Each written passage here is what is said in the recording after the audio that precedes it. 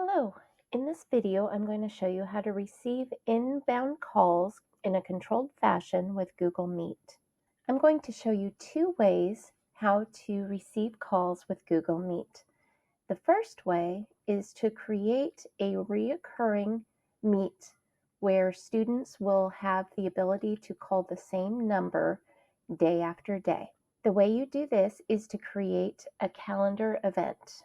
I'm going to go into my Google Calendar, and as always, I encourage you to make sure you are in your YCUSD Google account, and you can tell by your profile picture.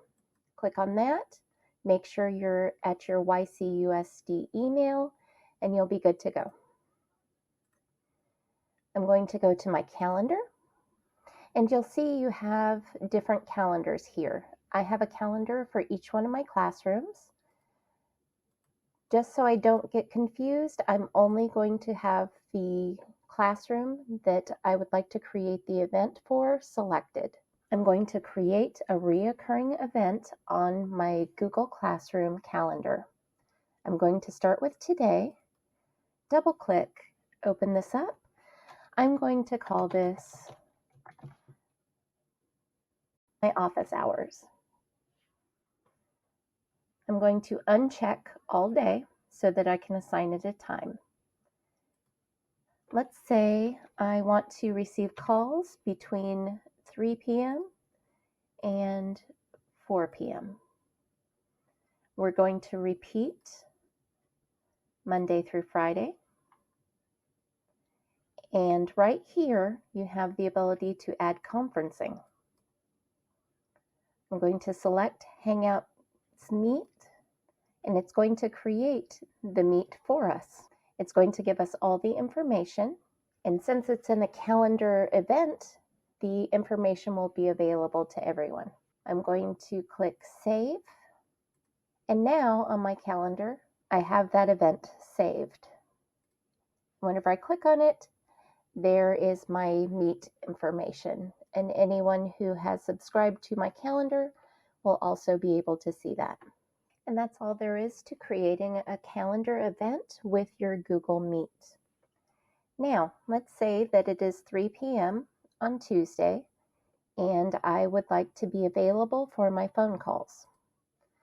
I can click here and click Join Hangouts Meet and click Join Now. There's no one else in this meet with me. I am available to receive phone calls. The way your students would know the phone number to call would be if you posted it in your Google Classroom, or if you emailed it to them, or if they subscribed to your calendar and were able to access your calendar event. You can also find the information if you click down here and open up your meeting details. This is the number people will need to use to dial in.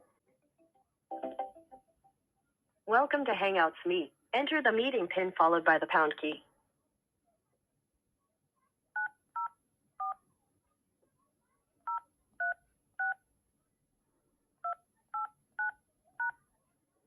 Thank you. You are joining a call with one other person. And now we have received a call from our student.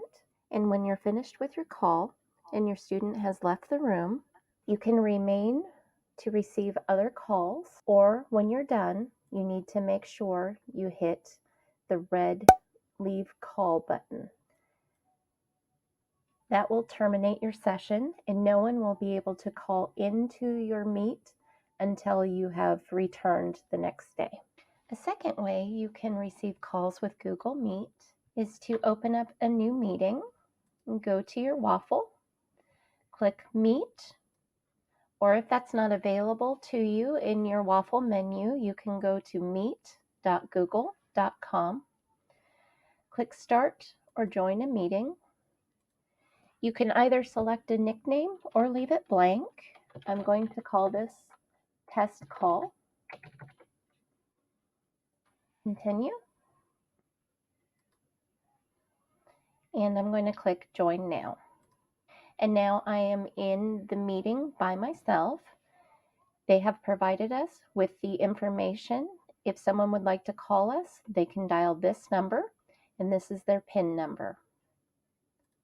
The issue with this kind of call is that this is a one-time use call. The credentials that were provided to us here will not be usable again once I leave this meeting. It will be terminated and will no longer be valid. So I am in my Google Meet, available to accept phone calls. Once you are finished with this Google Meet and you click the Leave Call button, this session will be terminated and these dial-in credentials will no longer be valid. This meeting will no longer exist. So if your goal is to have a reoccurring phone number that students can call in, this would not be the best option for you. The way you can share the details of your meeting with your students is to go to the meeting's details and click Copy Joining Info. This information can be posted in your classroom on the main page, and that will provide them with all of the information.